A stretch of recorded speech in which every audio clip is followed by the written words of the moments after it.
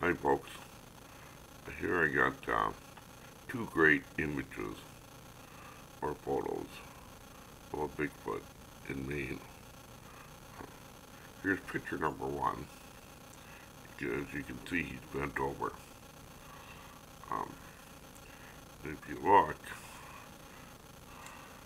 here he's standing up.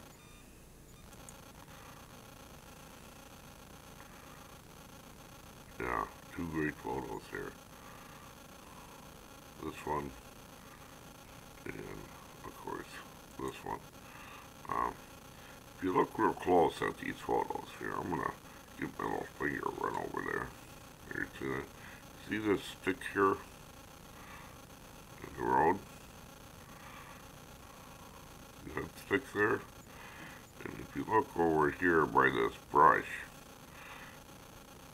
I don't know if it'll show it in there, but there's a